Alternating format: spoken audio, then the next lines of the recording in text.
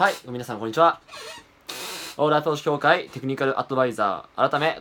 テクニカルトレーナー、渡来健太です。本日も動画をご覧いただき、本当にありがとうございます。本日ですね、勉強熱心な、セラピスト皆さんに向けて、明日からの臨床ですぐ使える、治療テクニックや仮のヒントをお伝えしていきます。アドバイザーからですね、トレーナーにちょっと変えたんですけど、これ、特に何が違うのって思う方多いんですけど、僕の中で意味があって、アドバイザーっていうと、何かこう指導するっていう立場、何かこう押し付けるっていうなんかニュアンスがあるので、トレーナーっていうのはこう導くっていうニュアンスがあるんで、なんかそっちの方がしっくりくるんで、ちょっと、トレーナーっていう形でやらせていただきます。よろしくお願いします。はい。で今日はですね、湿布について、お話します。で、湿布なんですけど、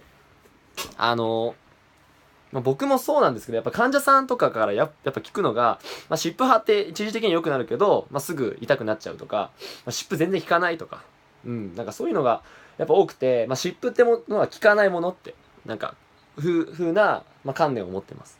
で、やっぱりその、湿布ってこう対症療法なんで、一時的なものであるし、原因がやっぱりこう、幹部に、以外のところにあるっていうのを、僕たちは知ってるので、やっぱりこのなんか、ここにブロックがあるんですね。で、僕も大好きなんですけど、このみんな大好き根本治療ですね。あとは自然治療ね。これ大好きです。僕も大好きだし、みんな大好き。で、やっぱりこの根本治療とかっていうのがやっぱ正しいとか素晴らしいとか、やっぱ健康にいいとかね、いう反面この対症療法っていうのはあんま役立たないとか、安易とか、浅い治療とか、あんま健康の根本的なところになってないっていうところで、なんか、これはいいもの、これはダメなものっていう観念があるんですけど、僕はすごいそれを思ってたんですね。皆さん思ってる方も多いと思います。で、症例から話すと、50肩の方で、40代女性だったんですけども、結構2まで10のあった痛みが、筋膜だったりとか内臓とか、つながりの治療とか仙腸関節とかそういうのをやって良くなったんですけども、2だけ残ってしまったと。で、1ヶ月ぐらいやってもなかなか良くならない。いろんなことしたんですけど変わんない。で、結果的にですね、患者様が言ったのが、夕べ、久々に湿布貼ってみたら、良くなったのみたいな。なんかほとんど取れましたみたいな。みたいなね。炎症みたいな。湿布で取れちゃったみたいな。東大元暮らし的な感じだったんですけども。やっぱりですね、必ずしもこの対症療法は悪いものじゃないと思うんです。で、実際この2の痛みも、炎症自体がなぜ起きたかってところもね、考えたんですね。この根本的なところ。それは糖質の取りすぎだったんですね。糖質の取りすぎだったので、お菓子チョコを毎日食ってたので、それを、3日に1回に減らして、2週間ぐらい経ったら、取れたっていうところ、ほとんどなくなったってところだったんですけども、これから学べることっていうのは、このパターン化ですね、治療の。パターン化が起きる。そして、っていうとこ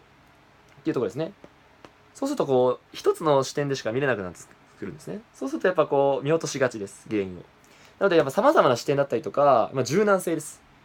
様々な評価の視点だったり、治療の時も、主義も、この一つのね、技にこだわるんじゃなくて、いろんな視点で欲しい。だから僕はアドバイザーからトレーナーにしたんですね。あくまでみんなにやりやすいやり方でいいと思うんで、それを提案していきたいですね。その一つの型としてね、僕はお伝えしますけど、それを使いこなすってところは柔軟性かなと思います。っていうところですね。で、今日の話をまとめると、湿布は効かないというこの観念、固定観念はもうやめましょう。×。はい。